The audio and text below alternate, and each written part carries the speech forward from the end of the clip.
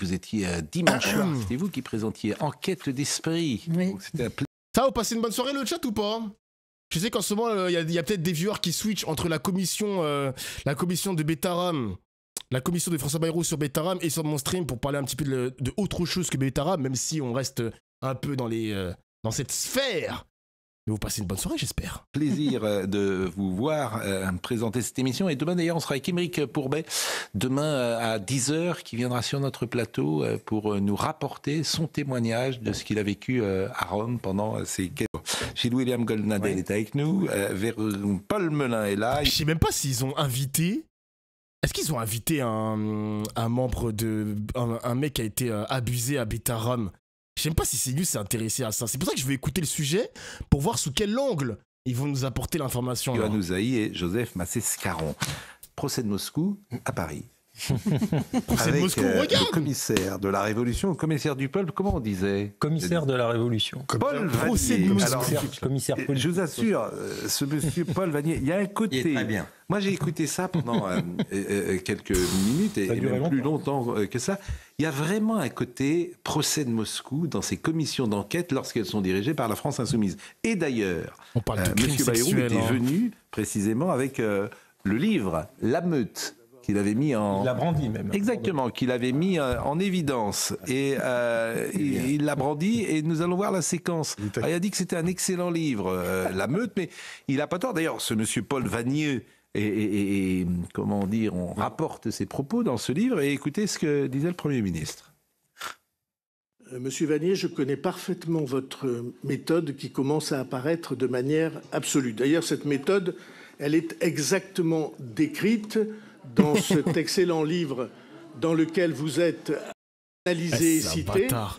Excusez-moi. Et cette méthode, elle est décrite par Jean-Luc Mélenchon, qui est quelqu'un que je connais, je crois. Et il dit « Vous n'avez pas besoin d'être de bonne foi ». C'est exactement ce que vous faites. Mais est-ce que lui, il est de bonne foi, François Bayrou? C'est ça le problème. Toi, ton comportement. Nous avions répondu au charmant Julien. Bah oui, il veut inverser le procès. Il est en train de l'inverser, le procès, Roi Golden. Exactement, mon gars. Il veut noyer le poisson. Il croit qu'on est des teubés. On n'est pas bêtes. Aurélien Saint-Toul. Voilà, Aurélien Saint-Toul. Mais c'est vrai qu'il y a chez eux, on imagine s'ils avaient le pouvoir. D'abord, aucun humour. Ça, c'est vraiment ce qui les caractérise. Pas l'ombre d'un rictus. C'est vraiment... Non, mais ça fait souvent un peu peur. Parce que même dans une... Ah désolé, pourquoi il y aurait un sourire? Pourquoi il aurait un rictus? On est en train de parler d'un scandale sexuel, le mec il me parle de... Il n'y a pas un sourire qui émane de ce mec. Ben c'est normal, genre pourquoi il va rigoler? Il est con quoi. Comment dire, tu peux mettre un peu d'esprit, un peu d'humour de temps en temps, même dans un interrogatoire. C'est Robespierre. C'est Robespierre, je vous assure. Et Robespierre n'était pas très drôle. Darek en commission, lui. Il est connu pour son humour. Mais c'était pas quelque chose qui les caractérise. Mais vous dites c'est le procès de Moscou, mais de fait, ça n'est pas une commission d'enquête. Puisque, en l'occurrence, là, la France Insoumise part du principe que François Bayrou savait, quoi qu'il arrive, il savait, il était au courant. Le député n'a même pas pris la peine d'écouter les réponses de François Bayrou. Il posait les questions qu'il avait prévu de poser, sans écouter. Vraiment, il a apporté des réponses quand même assez précises, le Premier ministre. Hein. Eh bien non, manifestement, ça ne lui suffisait pas. Il faut qu'il soit coupable. Donc cette commission d'enquête, dès le départ, elle est biaisée, de fait. Quand on a écouté les propos du député de la France Insoumise à la tribune de l'Assemblée nationale, qui a dit les pires horreurs sur François Bayrou. Et aujourd'hui, c'est le co-rapporteur, c'est lui qui va rédiger le rapport final. Bon, ça interroge. Alors, vous faites bien d'abord de rapporter la question qui avait été posée, et il l'a rappelé d'ailleurs, M. Bayrou. Pourquoi n'avez-vous pas protégé les élèves de Notre-Dame de Betaram, victimes de violences pédocriminelles depuis le milieu des années 90? Vous saviez. L'accusation. Vous saviez. Voilà ce qu'a dit celui... Plus je t'entends, plus j'ai l'impression que tu es de centre-gauche que de gauche. Je suis dans le centre, moi. Peut-être, hein. Après, les mecs, j'ai fait 2 fois mon politiscale, 2 fois ils m'ont mis dans révolutionnaire anticapitaliste à fond, genre. Centre-gauche, moi. Ok, bah peut-être, hein. Peut-être. Lui qui est co-rapporteur. Il sait tout. Je sais pas. Ils savent tout, mais vous savez, bon. Donc vous n'avez pas dit que vous êtes complice. Mais non, mais c'est. Donc si vous êtes complice, vous êtes coupable. Bon, alors je rappelle pour ceux qui nous écoutent qu'une audition s'est passée aujourd'hui. François Bayrou a été auditionné ce mercredi à l'Assemblée nationale au sujet des violences commises à l'école Notre-Dame de Bétarame. Le Premier ministre a assuré n'avoir jamais eu d'autres informations sur les faits que par la presse lorsqu'il était ministre de l'Éducation. Et là, c'est dangereux ce qu'ils font aussi, ces news, parce que c'était les premiers à défendre Depardieu. Depardieu, il a été reconnu coupable. Je pense que CNews va jamais s'excuser d'avoir protégé le soldat Depardieu. Jamais, Jamais. Et là, t'imagines si on apprend que François Bayrou, il était au courant, qu'il est vraiment coupable, etc. Ils vont dire quoi, CNews? Qu'est-ce qu'ils vont dire, genre? National. Donc je vous propose de l'écouter. Je n'ai pas menti, dit-il. Genre. Moi, je n'ai pas menti. Vous mettiez en cause le ministre de l'Éducation que j'étais. Quand j'étais ministre de l'Éducation, je n'ai jamais entendu parler d'autre chose que ce qui était dans le journal, sur lequel j'ai diligenté une inspection, dont je n'avais pas de traces, et je n'avais jamais entendu parler de violences sexuelles. Jamais. Ma version n'a pas varié. Vous m'interrogez, vous, en montant à la tribune, pour m'accuser d'avoir protégé des pédocriminels. Vous. Je peux vous lire la question si ça vous intéresse. Vous, dans ma vie, on m'a accusé de beaucoup de choses. Rarement de faits aussi ignominieusement graves. Et vous l'avez fait en insinuant que c'était comme ministre de l'Éducation ou n'ayant pas fait ce qu'il fallait comme ministre de l'Éducation. Je maintiens que comme ministre de l'Éducation nationale, à cette époque, et encore maintenant, je n'ai jamais eu d'autres informations que celles qui étaient parues dans le journal.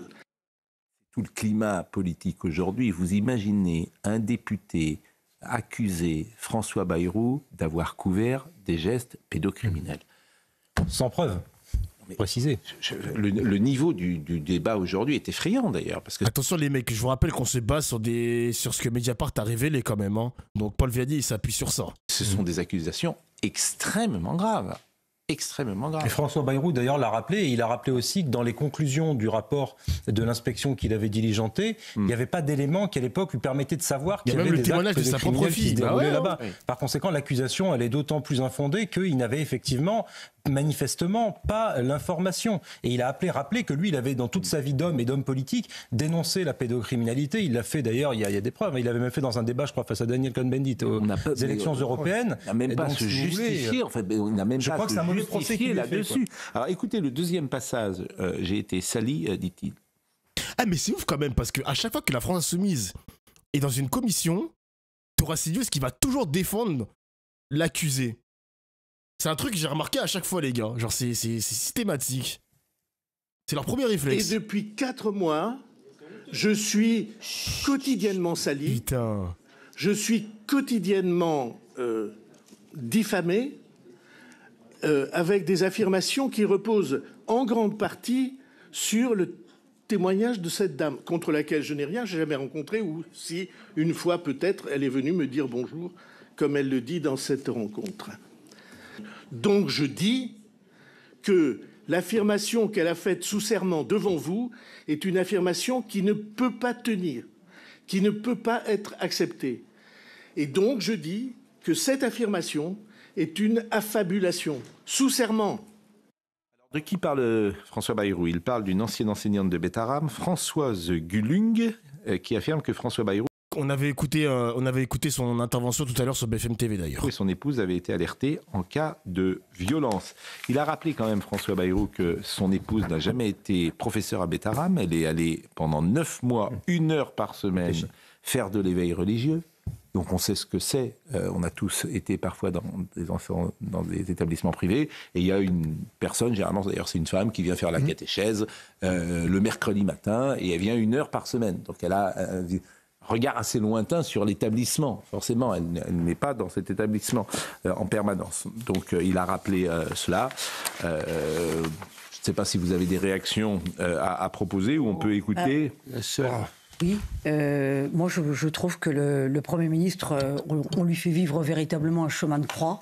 Il avait quand même ses enfants à Bétarame et on ose soupçonner qu'il eût été au courant de faits complètement ignobles. On a entendu aussi d'ailleurs par ailleurs le témoignage de sa fille, donc il est touché dans sa chair par rapport à cette histoire. Et on a ce trotskiste, ce monsieur Vanier qui...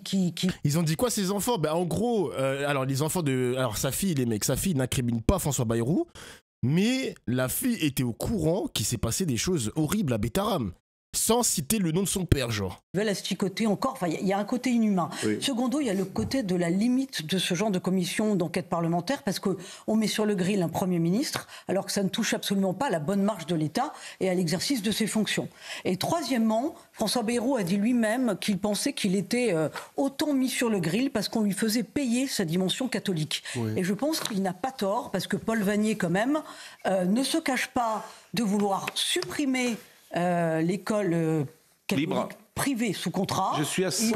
Il ne se cache pas d'avoir tout fait pour éliminer l'école Stanislas quand elle était sur le grill en 2024. Et il dit carrément qu'il veut supprimer l'école privée. Non, il ne veut pas supprimer, il veut faire ce que voulait faire François Mitterrand en 81. La réforme Savary. Voilà, la réforme Savary. D'accord, enfin c'est quelque part tué. D'accord, mais c'est quelque part tué. Elle est en train de nous gaslight, les mecs. Elle nous fait croire qu'il a un problème avec la religion catholique, Paul Vanier. Vous vous rendez compte, les gars? Une accusation christianophobe, vous vous rendez compte? Alors que Stanislas, les mecs, on parle de la même école qui a été épinglée pour des propos homophobes. Ils avaient même reçu le directeur Stanislas sur BFM TV.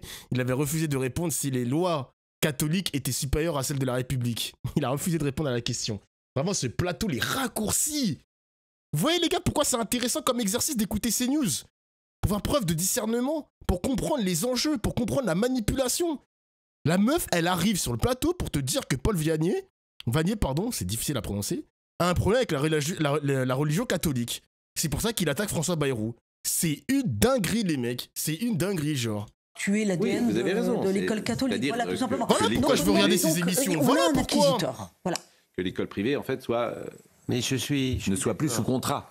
Et soit autonome financièrement. C'est important, les mecs. C'est plus d'ailleurs un procès en sorcellerie bien sûr. Qu'un procès de Moscou. Et je crois qu'effectivement, le fait qu'il s'agisse d'un collège catholique joue énormément. Voilà, tu vois. C'est une affaire qui remonte à 30 ans. Hein. Il a le droit de ne pas se souvenir de tout ce qui s'est passé il y a 30 ans.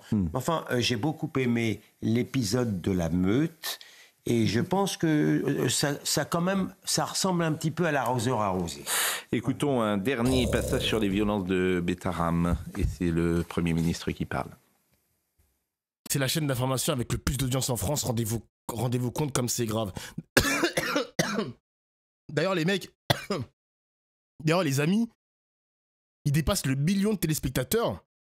Ils ont récupéré pas mal d'audience TPMP, CNews, hein. Ils en ont récupéré pas mal, hein, les petits orphelins de TPMP qui ont fini chez CNews. Bah, c'est le cas, hein. BFM TV, les mecs. Alors, les gars, je vais vous dire un truc de fou, hein. Attendez, vous allez comprendre. Vous allez comprendre. Je vais laisser dérouler le truc. Attendez. Vous m'avez demandé de vous soumettre à l'avance les documents. Et je n'avais aucune envie de vous soumettre les documents. Excusez-moi. Excusez-moi. Il se trouve que je n'ai pas eu le sentiment que la commission était totalement objective. Et donc, j'ai le droit d'avoir un sentiment différent. Je vais quand même rappeler les bases. C'est une commission d'enquête. C'est une commission... Par exemple, les mecs BFM TV drainent entre 100 000 spectateurs, 100 000 téléspectateurs et 300 000. Bah, Morandini, les mecs, Morandini fait 400 000 téléspectateurs. Et l'émission... de Pascal Praud draine 1 million de téléspectateurs, les mecs, contre 200 à 300 000 BFM TV. Vous vous rendez compte, les gars? Vous vous rendez compte? L'écart, il est phénoménal, les mecs. L'écart est phénoménal. Et le pire, c'est que LCI commence à rattraper BFM TV. Les gens consomment moins BFM TV, les mecs. Hein. Maintenant, je vais pas vous mentir, parce que en fait, la grande différence entre CNews et BFM TV, c'est que CNews, c'est des commentaires de comptoir. C'est des commentaires de comptoir, les mecs. C'est un présentateur avec c'est clients de PMU qui vont discuter de sujets avec des avis très tranchés. Alors que BFM TV, c'est du journalisme, mais c'est du journalisme très orienté sous le macronisme. Tu vois ce que je veux dire? Donc c'est pour ça qu'il y a une grande différence d'audience. Les Français, maintenant, sont intéressés par les commentaires. Ils sont intéressés par les commentaires, les mecs. C'est un truc qu'il faut accepter. Eh oui, c'est comme ça. La DA de BFM TV, elle est éclatée. Bah oui, la DA de BFM TV, frérot, bah, c'est pas fou, quoi. Parlementaire, c'est une commission d'enquête. Le but, c'est de contrôler l'État et l'action de l'État. Vous êtes membre du gouvernement. Je pense qu'on est tout à fait dans nos prérogatives. Et je pense que quand on veut projeter un document, il est quand même de bonne loi de prévenir la présidente de la commission. Je vous ai prévenu. Je vous ai demandé le contenu des documents. Vous m'avez donné 2 documents écrits et aucune vidéo. De toute façon, c'est une vidéo qui est consultable sur le site de l'Assemblée. La commission l'a vue puisque les membres de la commission éducation sont membres de la commission d'enquête. Donc je pense qu'il n'y a pas trop de sujet là-dessus. Johan, l'extrême gauche traditionnellement, mais aussi évidemment les trotskistes sont assez bien organisés. Oui. C'est eux qui demandent. Vous vous rendez compte les mecs, hein, y a la présidente qui est du PS. Il y a aussi l'autre commissaire qui fait partie du groupe macroniste, mais on va retenir une seule chose, l'extrême gauche, Paul Vannier, Mélenchon, LFI. Vous vous rendez compte à quel point c'est des enculés? Moi je les déteste les gars, je les déteste. Il a dit des trotskistes carrément, wesh. Commission d'enquête. Elle est au PS, enculé. N'y a-t-il pas le pendant des commissions d'enquête à droite? Pourquoi toutes ces commissions d'enquête sont demandées par l'extrême gauche et présidées par des gens d'extrême gauche? Mais en raison de la composition du bureau de l'Assemblée nationale. Il y a le bureau de l'Assemblée nationale, naturellement. Non, mais il faut l'expliquer. Mais non, mais il faut le dire. Tu sais que parfois je pose des questions dont je connais la réponse. C'est vrai. Mais tout le monde. Il se trouve que le NFP est désormais majoritaire au sein du bureau de l'Assemblée nationale et c'est la plus haute instance de l'Assemblée nationale. C'est là où on prend toutes les décisions les plus importantes qui régissent le Palais Bourbon. Mais par exemple sur la France insoumise, il pourrait y avoir une commission d'enquête. Je crois que la droite souhaiterait mettre en place une commission d'enquête. Ils peuvent naturellement. Alors chacun a un droit de tirage, c'est-à-dire que chaque groupe politique a le droit d'organiser chaque année une commission parlementaire et alors ils sont libres de décider naturellement quelle commission parlementaire ils veulent organiser. Parce que là, lui je peux vraiment pas. T'inquiète pas, on est ensemble, mon gars. Évidemment, vous incluez... Je peux pas. C'est très juste ce qu'a dit Véronique Jacquet. Oui. La cible, c'est l'école catholique. Bien sûr. Il ne faut pas être dupe de ça, bien sûr. L'école catholique et François Bayrou. Ici, ils peuvent faire les deux. Faire tomber le gouvernement et effectivement... Mais Paul Vannier essaie de faire, on en a souvent parlé, les enfants qui étaient au contact d'adultes, dans tous les domaines, école privée, peut-être, sans doute, école publique, mais également dans le monde du sport, j'en ai souvent parlé, il y a eu des abus terribles. Important. On l'a vu dans le sport, notamment dans le patinage artistique, etc. Bon, là, on cible évidemment particulièrement l'école privée et la religion catholique qui vraiment a fait ce qu'il fallait faire depuis de nombreuses années, parce que c'est de mettre un rapport entre ces agressions sexuelles et évidemment la religion catholique. Et s'il y a un problème, je suis désolé les gars, je défends ma religion, mais si factuellement il y a un problème, il y a un scandale sexuel, je sais pas, c'est écrit, c'est prouvé, qu'est-ce que il y a des faits, genre, moi je comprends pas, je sais pas gros. Moi ça m'attriste de voir qu'il y avait des scandales de pédophilie dans ma religion, ça m'attriste les mecs. Pourquoi BFM TV, pourquoi CNews essaie de invisibiliser ça, silencier ce bordel, genre ça existe, c'est là genre. Et dans un climat aujourd'hui qui est très tendu en France sur le plan religieux, c'est une manière de pointer la responsabilité de l'Église de Rome. Il ne faut pas être dupe, il faut le dire. Il faut rappeler que c'est ce député de la France Insoumise qui est donc co-rapporteur. Être rapporteur d'une commission, c'est plus important que d'être président de la commission. Oui. Parce que ça veut dire que c'est lui qui... c'est Julien Santoul qui est le rapporteur. Mais lui, il est co-rapporteur avec une députée. Voilà, Julien Santoul, du Bloc central. Il a co-rédigé le rapport final. Donc on peut déjà supposer ce que sera ce rapport final. Mais en même temps... Donc là, il faut que tu fasses plus de recherches, l'ami. Bah, tu peux m'expliquer ou pas? Parce que j'ai l'impression que tu as des choses à me dire. Tu veux rajouter quelque chose ou pas? Fais plus de recherches. Genre, je sais qu'il y a un scandale, mais ensuite, j'ai pas besoin d'approfondir mes recherches, non? Cherche par toi-même avant. Bah non, je vais pas t'écouter, non. Il est fou, lui, ou quoi? Non, je vais pas le faire. Ça n'a pas de conséquences, le rapport. Ça n'a pas de conséquences. C'est pas une cour de justice. Non, mais si la commission juge effectivement qu'il y a des incohérences, ils peuvent saisir le procureur et mais je le répète qu'il n'y a pas d'une enquête. Oui, mais je le répète qu'il n'y a pas Ah non, eux ne peuvent pas prendre de sanctions directement, naturellement. Bah oui, ils peuvent saisir la justice. Je peux vous dire que heureusement, parce qu'avec M. Vanier, vous, oui, mais Véronique sans doute, vous évidemment, et on y est tous. Oui, par là-bas à Vladivostok et nos familles ne nous revoient pas tout de suite. Je vous le dis, nos familles ne nous revoient pas tout de suite. Votre explication. Mais c'est une dinguerie quand même, les gars. Si personne déclenche les commissions, qui le fera, genre? Qui le fera? On a la chance d'avoir un groupe politique qui a gagné les commissions, donc qui peuvent déclencher des commissions. Ils l'ont fait avec Hanouna, ils l'ont prouvé quand même. Hein. Ils l'ont prouvé qu'il n'y a pas de pluralisme dans les émissions. Ça a déclenché un non-renouvellement de la part de l'Arcom du signal pour C8. C'est pas la demande de la France Insoumise. C'est les macronistes qui ont décidé ça. Même si on me dit que l'Arcom est indépendante, vas-y, moi je pars du principe que c'est peut-être les macronistes qui ont décidé que C8 perd sa fréquence. Mais LFI, on a besoin, pour nous Français, on a besoin que ces fils de pute rendent des comptes. Je suis désolé le chat, hein, vous pouvez me donner tort si vous voulez, mais qui le fera, genre? Tu penses que c'est des Laurent Wauquiez qui vont déclencher des commissions d'enquête sur François Bayrou? Vous pensez que c'est les macronistes qui vont déclencher des commissions d'enquête sur François Bayrou et sur Betaram? Non. C'est important d'avoir des mecs comme ça pour déclencher tout ça. C'est important. Moi, je trouve que c'est important. Sur les compositions des commissions d'enquête, commence par faire tes recherches de fait. Partielles.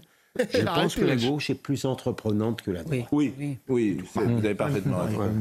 Vous avez parfaitement raison. Elle est plus organisée, elle travaille parfois plus. Elle travaille mieux. Elle travaille plus. Elle est très méthodique et très organisée pour tenir ce genre de rôle. Mais vous avez imaginé, pardon de suivre mes obsessions, mais on aurait pu imaginer une commission d'enquête, par exemple, sur l'audiovisuel public. Bien sûr. Ah bah tiens, d'ailleurs, Madame Dernotte a été reconduite ce soir. Évidemment. Changement de